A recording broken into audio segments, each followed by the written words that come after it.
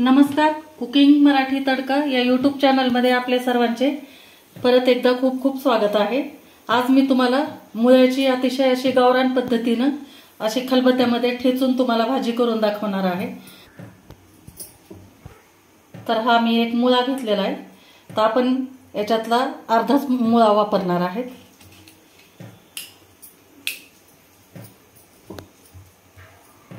त्याची ठेचून मी भाजी करून दाखवते तुम्हाला।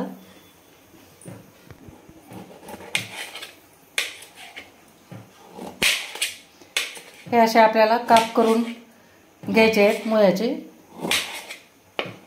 बघा, एकदम कमी साहित्य आणि गावाकडच्या पद्धतीने केलेली अतिशय चविष्ट अशी भाजी तुम्हाला दाखवते करून।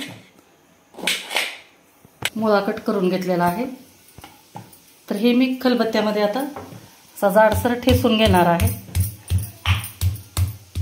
कारण किसल्यानंतरची चव आणि अशी चव खूप फरक असतो त्याच्यामध्ये।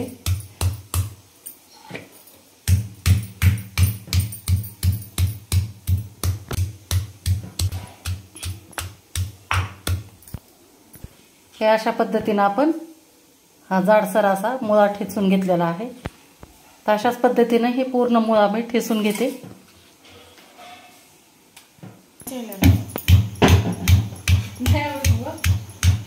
बोलू नका। हे अशा पद्धतीने आपण पूर्ण हा मुळा असा ठेचून घेतलेला आहे। हे अशा पद्धतीने बघा, हे असा जाडसर।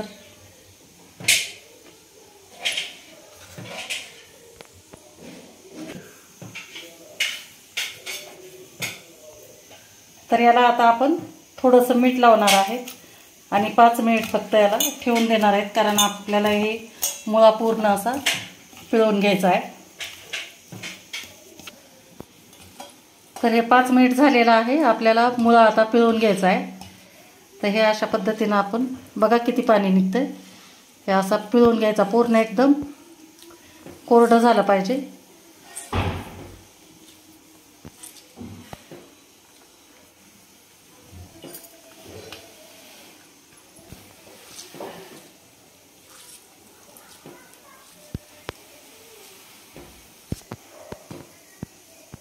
हे असा मुळा पूर्ण मी पिळून एकदम असा कोरडा करून घेतलेला आहे।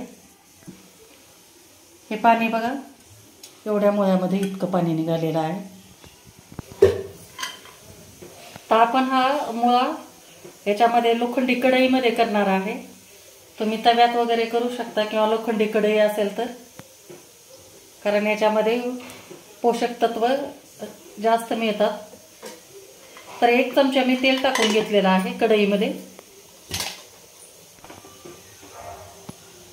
तेल गरम झालेलं आहे, त्याच्यामध्ये आपण मोहरी टाकून घेऊ थोडीशी।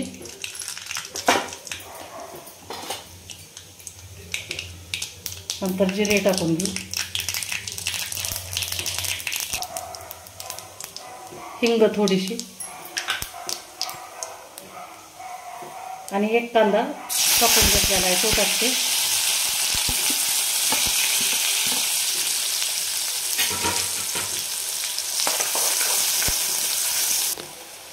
एक छोटासा टोमॅटो कट करून घेतलेला आहे, ते पण टाकते।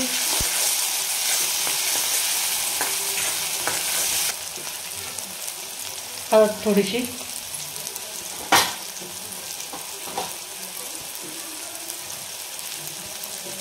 लाल तिखट, काश्मीरी लाल मिरची पावडर,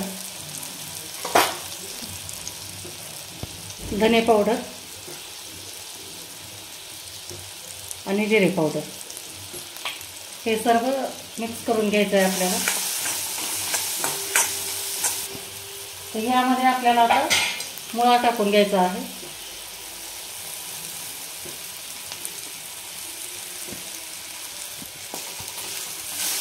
छान मिक्स करून घ्यायचा आहे एकदम। थोडंसं मीठ टाकते, कारण आपण मुळ्याला पण मीठ लावून ठेवलं होतं, त्याच्यामुळं थोडंसं अंदाजानुसार टाका मीठ। छान मिक्स करून घ्यायचं याला आपण आता। आपण याच्यामध्ये पाण्याचा वापर अजिबात करणार नाही। कोथिंबीर,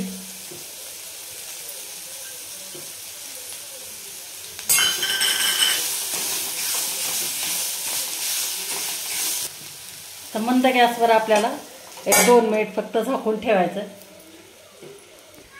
तर 2 मिनिट झालेला आहे. तर हे आपला एकदम गावरान पद्धतीनं आणि अतिशय सोप्या आणि कमी साहित्यामध्ये बनवलेला मुळ्याची भाजी तयार झालेली आहे. तुम्ही नक्की हा ट्राय करून बघा. तुम्हाला एका प्लेटमध्ये काढून दाखवते. तर बघा आपला हा गावरान पद्धतीनं केलेला मुळा तयार झालेला आहे. मैत्रिणींनो, कशी वाटली तुम्हाला माझी ही रेसिपी नक्की मला कमेंट करून सांगा. आणि व्हिडिओ जर आवडला असेल तर नक्की लाईक करा, शेअर करा आणि चॅनलला नवीन असाल तर सबस्क्राईब करा आणि बेल आयकॉन पण दाबा.